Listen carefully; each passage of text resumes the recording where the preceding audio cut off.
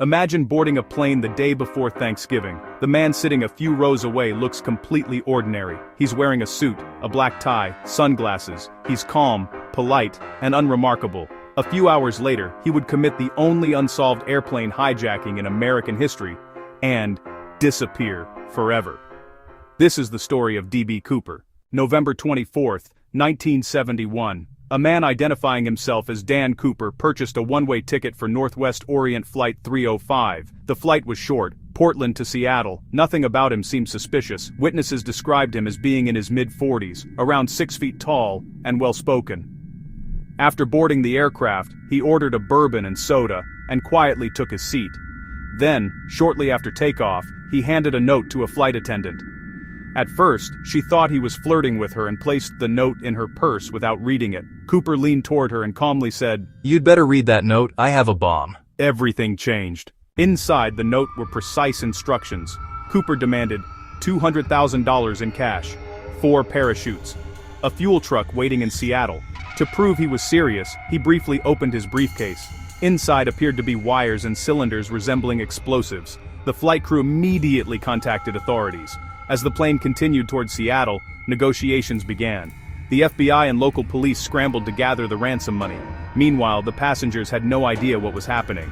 Cooper remained calm the entire time. He even paid for his drink. When the aircraft landed in Seattle, Cooper got everything he requested. The passengers were released safely. Most of the crew also left. Only a small flight crew remained on board. With the ransom money and parachutes now in his possession, Cooper gave his next instruction. He wanted the plane back in the air. His destination? Mexico. But he had very specific requirements. The aircraft had to fly low, slow, with the rear staircase deployed. A strange request that would soon make sense. At approximately 8 p.m., the plane took off once again. Outside, conditions were terrible. Heavy rain, strong winds, near-freezing temperatures. Below the aircraft stretched miles of dark forests and rugged wilderness across the Pacific Northwest. At some point during the flight, Cooper moved toward the rear of the plane. The crew remained in the cockpit. Then they felt it. A sudden change in pressure. The rear staircase had been lowered. Somewhere over Washington State, D.B. Cooper jumped into the darkness carrying $200,000 in cash. No one saw him leave. No one saw him land. And no one ever saw him again. The FBI launched one of the largest manhunts in its history. Agents searched forests, rivers, mountains, and fields. Thousands of suspects were investigated. Former military personnel, skydivers, criminals, ordinary citizens. None matched perfectly. Years passed. Then, in 1980, a young boy made a shocking discovery. While digging along the Columbia River, he found several bundles of decaying $20 bills. The serial numbers matched Cooper's ransom money. It was the first physical evidence ever found, and it would also be the last. No parachute, no body, no confirmed trace of Cooper himself, just a small portion of the money. So what happened? Some believe Cooper died during the jump. The weather was brutal, the terrain unforgiving, and he wasn't carrying proper survival equipment. Others disagree. They point out that Cooper appeared knowledgeable about aircraft and parachutes. His demands were unusually specific. Some investigators believe he may have had military or aviation experience.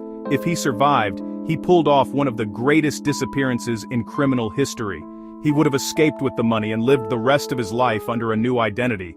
The truth remains unknown. More than 50 years later, the mystery remains unsolved. No arrests, no confession, no definitive answers. In 2016, the FBI officially suspended its active investigation. The case remains the only unsolved commercial airplane hijacking in American history. Did D.B. Cooper die in the wilderness that night?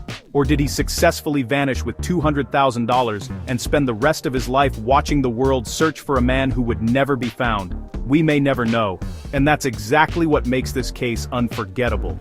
If you enjoyed this story, subscribe for more unresolved crimes, disappearances, and mysteries. Until next time, stay curious.